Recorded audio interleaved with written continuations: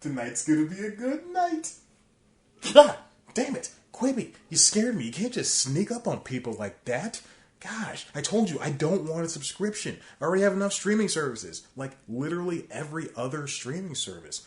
I'm watching YouTube right now. And besides, I got sick and tired of pulling up my phone and doing this. You see? You see how stupid I look?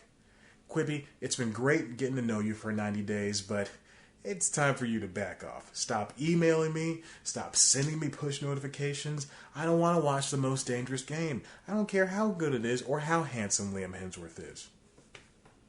How handsome is he? Okay, no. Stop. I will not be tempted, you temptress. Goodbye, Quibi. This is the last I shall spake of you. But good luck. And maybe if you lower your price, maybe I'll come back. Or maybe if you go free, I'll definitely come back. Okay, news time. It's news time. Delivering to you the news you didn't know about, the news you didn't care about, and the news you didn't know you cared about. With host, Chad White. Now, here's that host, Chad White.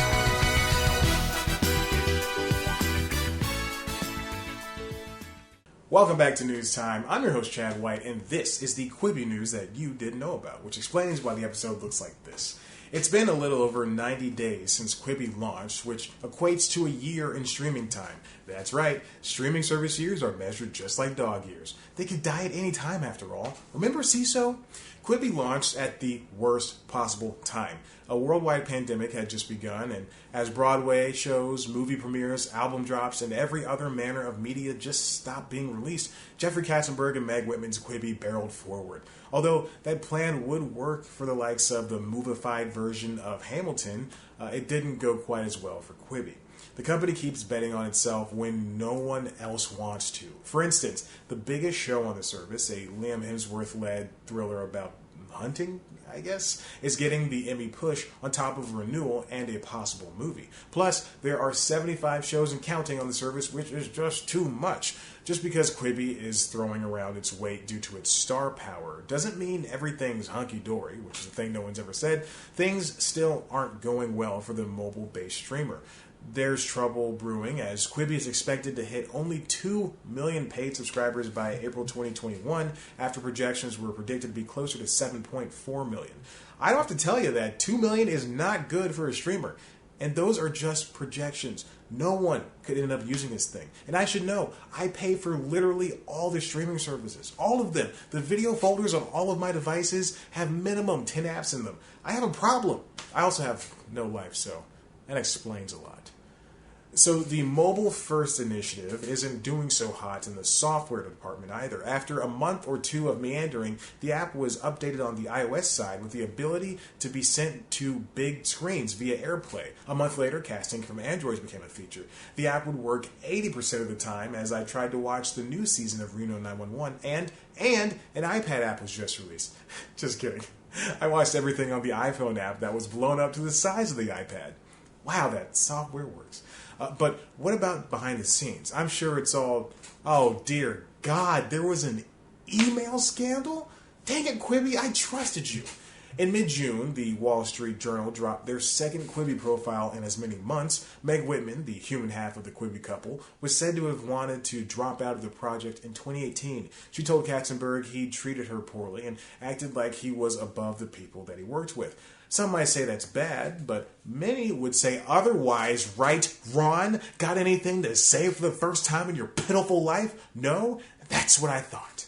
Keep in mind, Katzenberg is the guy who ran Disney and DreamWorks' animation arms, while Whitman is known for her work with corporations like Hewlett-Packard, so he should be a lot more fanciful, whereas she should be the uptight one.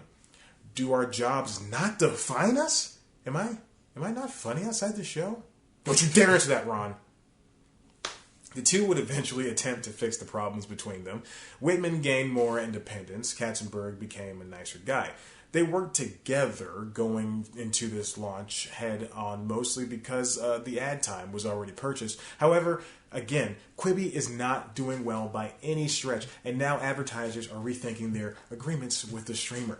Although the company did manage to get $750 million in additional funds, there's still a long way for it to go.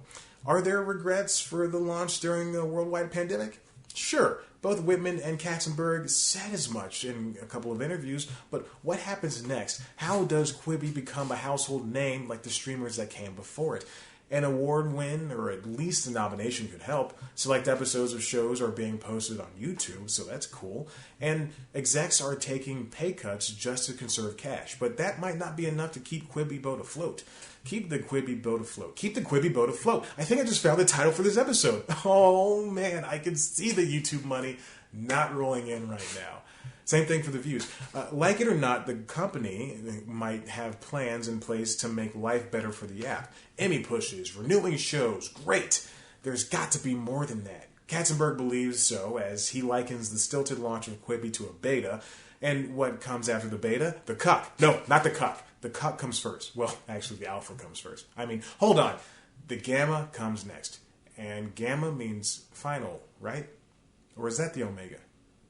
Well, listen, while I figure that out, why don't you subscribe and check out one of our other videos? Of course, you can head on over to the website sleeplesscomedy.com, where there'll be so many interviews with your favorite comedians that you'll go, ooh, that person's nice. I should check this out.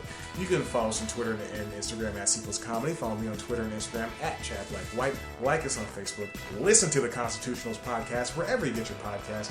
And now, it's time for me to Google what a cuck is. Oh, God, no.